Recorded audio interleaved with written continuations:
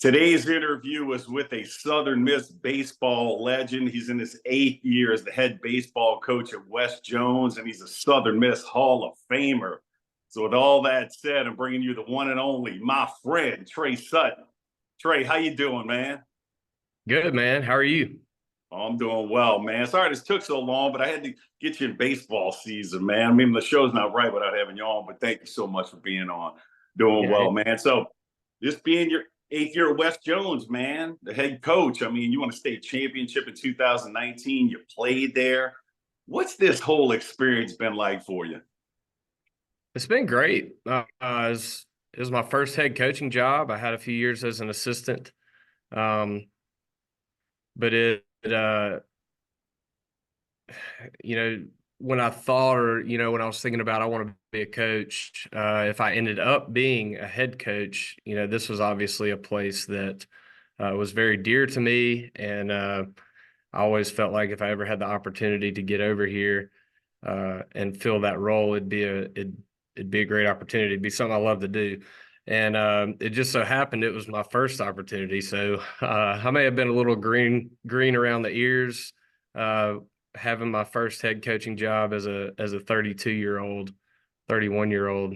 That was a long time ago. But yeah, I've learned a lot and feel like I've grown as a coach, and it's been a blast just being somewhere that you love. Yeah, and program so successful under your leadership, man. And one thing cool is, you wound up going from West Jones to playing at Southern Miss, being a legend there. I mean, it's almost like you guys are a funnel to Southern Miss baseball. Southern Miss legend Dustin Dickerson, West Jones guy, and now Lawson Odom on the team. What's that been like, man? Being that connected from you playing there, coaching there, bringing players to Southern Miss. What's that process been like? It's been a lot of fun. It's been fun. We love to see all of our kids get an opportunity to keep playing after high school, and uh, we love watching their career unfold after they leave here. But it is, it's a little, extra special when you've got guys that you coach that end up playing, at Southern Miss where I played, because I obviously get to watch them a little bit more because I watch all the games that I can, and anytime we're not playing and we're at home, we're out there in the roost hanging out and watching the games. So just seeing those two guys you mentioned, Dustin and Lawson, kind of get the opportunity to again. This is a place, West Jones is a place that is dear to me and that I love, and obviously Southern Miss is too. So being able to see them experience what I experienced playing college baseball at that program, and having a good time doing it and being successful doing it. It's it's fun. It's really fun. Man, I can only imagine, man. Great work you're doing right there, man. And one thing I do love about you, Trey, I don't think there's enough former player engagement, Southern Miss athletes to the level that you and I are, man. You're loud and proud about Southern Miss. Man, with all that engagement, I mean, what do you love most about Southern Miss and just being a Golden Eagle of this day? Um, Everything. I mean, we laugh about it. Some of my buddies that are kind of engaged on Twitter too. Southern Miss Twitter is unlike anything else Nothing, that you can find nothing.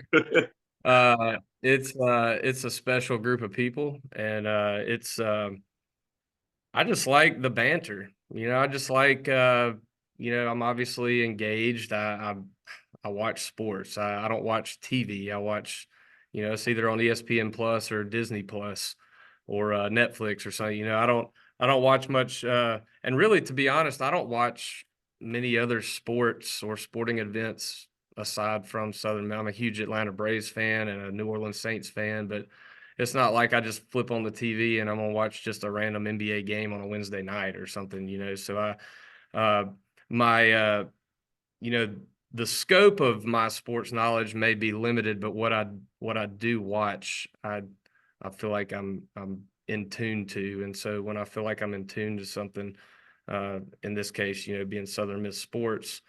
And I don't know anything X's and O's wise about football and basketball. I'm a lot more fanboy about football and basketball, as far as complaining and all that comes with that. But the baseball side of it, you know, I have a background and I've been through what those guys go through in a season, and so sometimes I obviously feel like I understand that game better.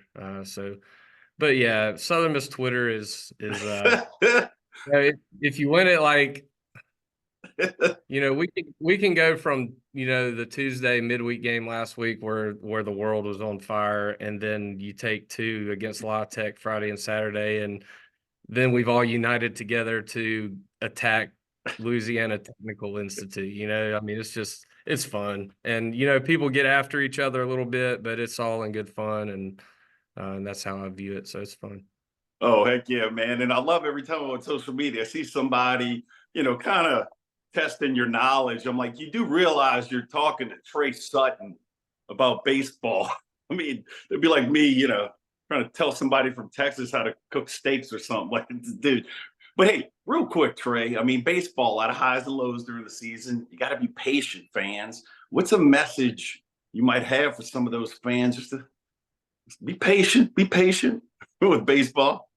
Yeah, I think I actually made a comment about this the other day. Is like, I feel like, sometimes as fans, it's easy to get caught up in every single game, right? And because the baseball schedule is different than the football schedule, where you only have 12 games, or the basketball schedule where you have 20 something games. Baseball, I heard it my whole college career because you get to college and it's a longer schedule than you play in high school, and even that in itself is a new experience, like learning how to handle the duration of a 60+ game season and take care of your body and do the thing. So that's a whole learning experience in and of itself. Um, but yeah, it's the baseball schedule is just different. You can get wrapped up. It's easy to get, and I do it sometimes. You kind of freak out about a game, and but you got to like push pause and step back and remind yourself, this is it's a marathon, not a sprint. That's kind of, you hear that all the time. Don't get too high, don't get too low, just kind of steady, easy goes. And like this weekend, we played two great ball games Friday and Saturday. The bats really came alive. The pitching was what it has been all year, and then nobody knows what happened Sunday. And that's certainly something that you know, I feel like is an anomaly. It's not normal for our arms to go out there and do what happened yesterday.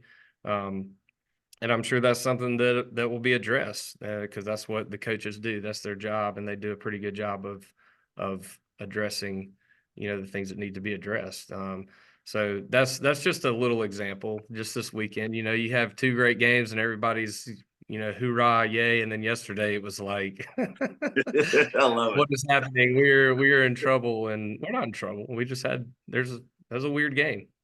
Heck yeah, it was, man. And Trey, let's focus on you right now, man, because you had an unbelievable Southern Miss baseball career. I mean, you were all American while you played regionals all 4 years during your playing days, man, and you're still the school all-time hits leader with 327, which makes me want to ask you something, man. To have the mindset at the plate to hit the way you did. I mean, the way Scott Berry talks about you when you're up to bat. I mean, you're a special dude, man. So, what was your mindset at the plate, though? Just getting all those hits. I mean, where we at mentally? Uh, when you get in the box, it's attack mode. I mean, that was kind of always my mindset. I was you know, as you grow as a hitter, and each hitter is different, but you kind of understand what you are and what you're good at, what you're better at. I like the fastball. I like the straight one. I got to college and had a little had some trouble adjusting to a good right-handed changeup because you didn't see many of them in high school. You saw some, but I mean, you get to college and they've got 3, 4 pitches and they can throw them and spot them and use them in any count. So that was an adjustment. But from the time my whole life, I can remember, hunt the straight one. You getting a fastball count, especially because that's what I felt like. I hit the best was something straight. I felt like you couldn't throw it by me. obviously, as my college career progressed, I got better at hitting all speed stuff. I struggled with left-handed pitchers early in my career, freshman and sophomore year especially, and Coach Palmer had some choice words at times for me uh, whenever left-handers would get the better of me. So there were a lot of adjustments and development that still had to happen, but my mindset was always, in the box, attack. You know, especially on the fastball. I always, when we would get the scouting report on a weekend and you see the arms that they're going to throw, I was always excited about facing the 92 to 94, 95 guy a lot more than somebody who throws at 86. I like the challenge of, it was kind of like, uh, man on man, kind of like, here's my fastball. It's really good. And I was, I like those matchups. So it was kind of I'm going to hit your best stuff mindset. And I just like that challenge and felt like I was successful more times than not, maybe with that mindset. Oh, that's awesome. Go figure. You say attack because every now and then, Trey, I got to be honest. I'm an ex linebacker, football player. I love tough guys. Go figure. You say attack because if I was ever in a street fight, I definitely want a guy like Trey Sutton on my side, man, because I know he's gonna get after it. Attack, baby.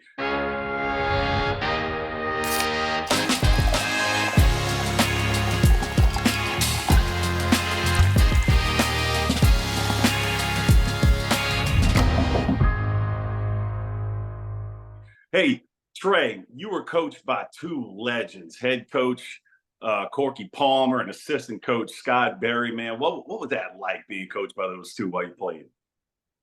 I think looking back now, you appreciate it a lot more.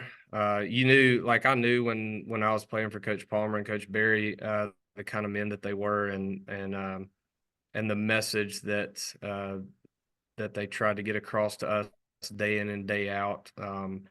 Both baseball wise and life wise. I think anybody you talk to about either one of those two guys, they always mention the fact that Coach Palmer and Coach Barry, they were concerned about you as men first, and as growing up, and using baseball as a tool in a game to, uh, you know, aid in that and to help, create and build habits and things that they knew we would use later in life. Like I said, I at the time, you understand these are great men, these are great guys who I have the privilege of playing for. But I think now looking back, being a coach myself and now being 38 years old, that's really weird to say, but We're about to 38 be years old. 50 this year, Trey. Yeah. 50. Well, but yeah, I think, like I said, looking back now, you really, really appreciate it even more. Um, just the time and the effort that they poured into each and every one of us, and they like, to me as a coach too, I get as much pride out of seeing one of my players, 5, 6, 7 years down the road, and they've gone through college, they've got a good degree, they got a job, they got a like that. That's as cool to me to see, that development as people, as much as the baseball side of it. Oh, that's awesome, man. I mean, you and Coach and Sam right there created so many incredible moments at Pete Taylor Park, and it all came to fruition, man, last year, which I was blessed to be at. To watch your Hall of Fame induction, man, and Trey, after your speech, it went dry in the house, man. I need some Kleenex, brother. Got to be honest, great speech. But what'd that mean, getting that call and being in the Hall of Fame? I mean, it's incredible. I mean, I grew up in Hattiesburg. We moved there when I was, 7, 8 years old. I grew up going to Pete Taylor Park and watching, people. We've had Twitter beef over the kids playing behind the wall. I was one of those kids. All Like, there's no telling how many balls I accidentally threw over the fence. But yeah, like being able to play at Southern Miss, after having grown up there and watched it, and then being a part of that program, and then having success, which I was blessed to have. And it feels weird being mentioned in the same, uh, sentences as some of the greats there, of all sports. It's really humbling. And like you say, I joke, and I have trouble with it, because if I get to talking too long in front of people, I'll start crying about something. So, You had me but, crying, Trey. I mean, I'm like, oh man, I'm crying. but it, I never would have dreamed that that things ended up the way they did, and I had the opportunities and just incredible time that I had, wearing that jersey. It kind of sucks, but sometimes I'm asleep, I have dreams, and I dream, like, there's dreams I have where, like, it's almost like a tease. Like, it's like I'm dreaming about playing. I'm gonna get another chance to go put on that uniform, and I always freaking wake up, and and I'm like, dang, I feel like I never get in the game. It's always like, but yeah, I mean, if I could go back, I wish I could go back and keep playing and wear that jersey, because it's just something that meant a lot to me, and I think that comes from growing up at the Pete and watching those guys, and just, you're a little kid out there watching, and you're like, I want to do that one day, and I was fortunate enough to get that chance. Oh, awesome summary right there. A big reason they call it Pete Taylor Magic. It was built on a lot of the stuff you did, brother. So well-deserved Hall of Fame. And man, you weren't done after Southern Miss career. You got drafted by the Giants and little pro baseball shot. What was that like transitioning from college to the pro? Well, to be honest, I didn't have very long. Hey, you I had a went shot, there. man. A lot of people can't say that. You had a Yeah, shot. yeah, and it was awesome. I went out there and failed my physical and came right back and went to grad school. Oh, hey, you had a I shot though, Trey. You had a Yeah, shot. no, it was so cool to, get that phone call and be offered the chance, and just had some injuries throughout college that kind of ended it for me. But I made the decision, that these sports that we play, and these sports that we play aren't all there is to life. It's a huge part of our lives, but it's not everything there is. I've got an almost 2-year-old, and got another one coming in April, and um, there's some important things that I still have to do. Oh, you beat me to the punch right there with some family updates I was going to ask later. Yeah, you're a great dad too, on top of being a coach. So good stuff right there, Trey. And hey, man, real quick too on this Southern Miss baseball team right now. Hadn't lost the series yet. To me, that's awesome. I know you want to sweep them all, but people, we've won every series. Calm down. What do you expect out of the rest of the year with this team?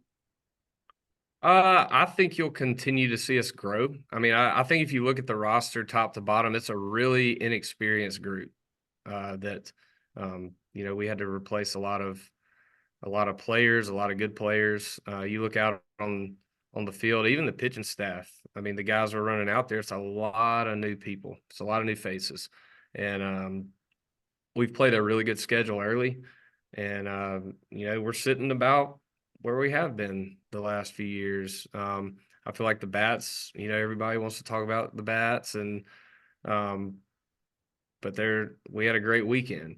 We swung the bats really well. I think we scored what 29, 30 runs, something, I think, in 3 games.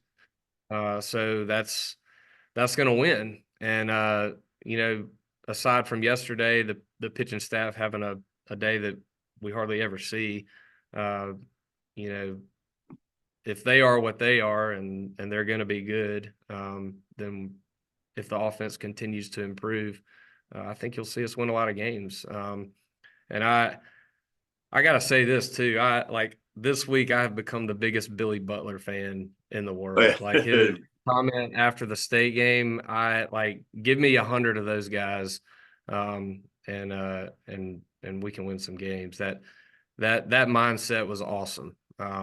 I know it was kind of, skirting the line. Some people said, I mean, whether you know the mindset, like, he has that mindset, and I know there's other guys in that locker room that do too. He's just the one that said it. So I've become a huge Billy Butler fan in the last 7 days. Oh man, I love it. I love that right there. Yeah, well, that was great, great quote after the game. So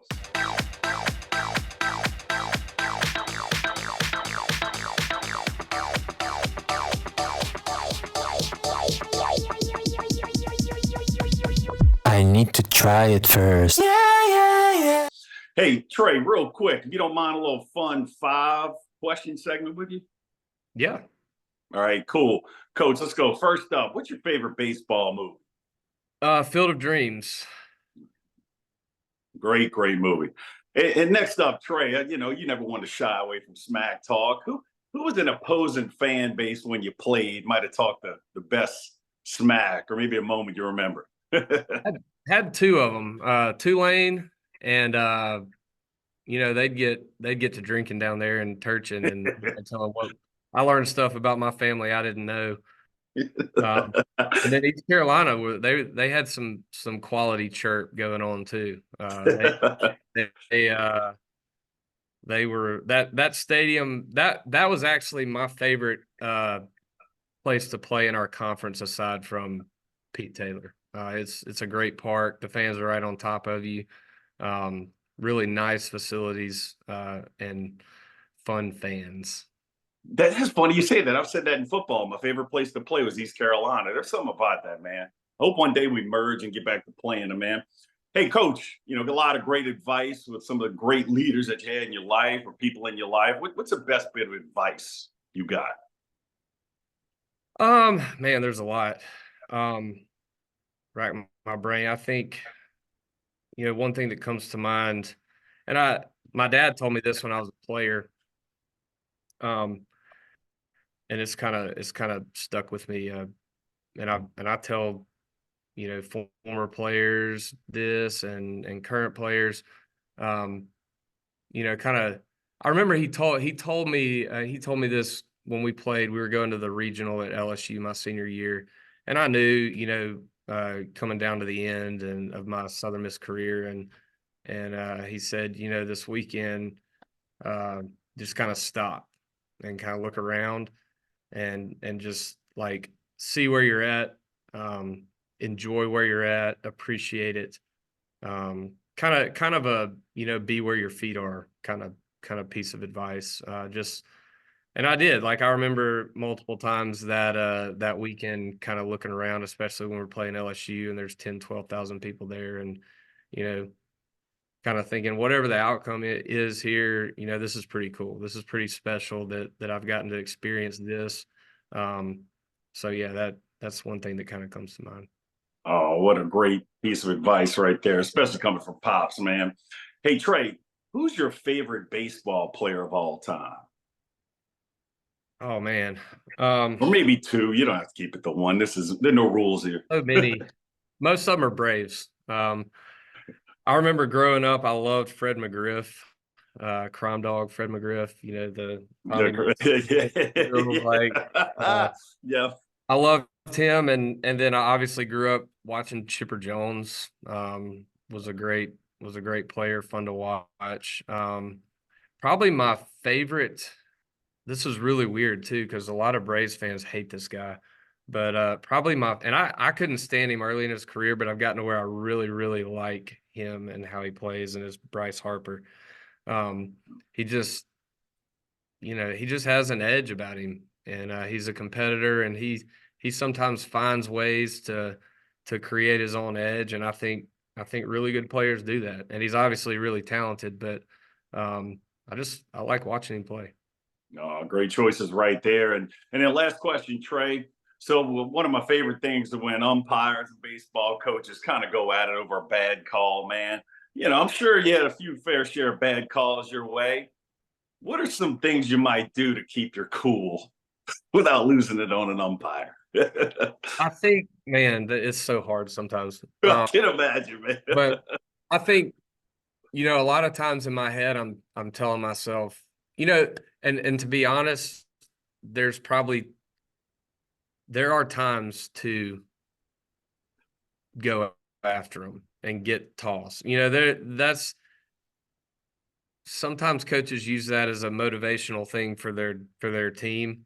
But there's times to not do that too. And I think, a lot of times in my head, I try and remind myself that, especially at our level, we've got 15, 16, 17-year-olds. And a lot of times I feel like they're going to feed off how I react. Um, and I don't do it right all the time. I get upset, more than I should. But when dealing with umpire, ultimately it's something we can't control. That's a lot of the message we give to them is, people want to complain about calls. I get it, but we can't control it. Like, we got to control what we can control, and what we can control is how we react, and how focused we stay moving forward. Because ball strike, safe out, can't really do anything about it. So it's going to be what it's going to be, and so I try to, I want them to feel like, even though it might feel like it's getting out of control with calls or whatever, let's maintain control of us. So I try not to lose it too often. But and look, I would not want to be an official. I never want to be an Oh, umpire. no, I no, no, no, I no. never want to be any kind of, it's a hard job. It really is. And they're humans. And so I always try and enter it with that kind of context too. They're going to make mistakes. But man, sometimes it's hard to remember that. Yeah, sometimes they need thicker glasses, man, if you ask me. So, but good, Yeah. fun 5 questions right there, Trey. Really appreciate it, man. And real quick, as we kind of get towards the close of the show, man, you guys are off to a fast start once again at West Jones, man. What can we expect the rest of the season from you guys? Yeah, we off to a good 9-1 start, and 3-0 in district. I just look for us to keep growing. I mean, we had a talk the other night after one of our games. I feel like, we're sitting here at 9-1, and I don't feel like we're even playing our best ball. There's some things that we can definitely clean up and get better at, and that's the thing. And talking about the college season too, you want to be playing your best ball going into late May, early June. And that's kind of like, we want to be playing our best baseball when we get into May, when the playoffs get here. So I would much rather be our best version of what we are then than in early March. So there are definitely some things that we need to continue to work on, but to me, it's exciting in a way because I still see room for growth, and a ceiling that we haven't reached yet that hopefully we can, and make a run in the playoffs. Well, good luck with the rest of the season. I know they couldn't have a better leader. That's dang sure. Well, Trey, I said it early on as we kind of get even really close to the end of the show. You are one of the best ambassadors, vocal ambassadors from a former player's perspective out there. And I love all you do out there for Southern Miss, man. So, Trey, what's a message you might have for the Southern Miss fans? I got baseball in my mind, so pace yourself. That's what we've got a great coaching staff. We got a good roster of players. In Oz we trust, right? I mean, we've got a great man leading it, and just sit back and enjoy the ride. Oh, I love it. Great advice right there. I'm going to use some of that because my patience, sometimes, Trey, I do my best. But, Trey, I can't thank you enough for being on the show today, man. Yeah, appreciate you having me. Oh, you got it, man. Then from the great Trey Sutton, Southern Miss baseball legend, and myself, I think a great way to close the show would be for you and I to give everybody a big Southern Miss. To the top. To the top.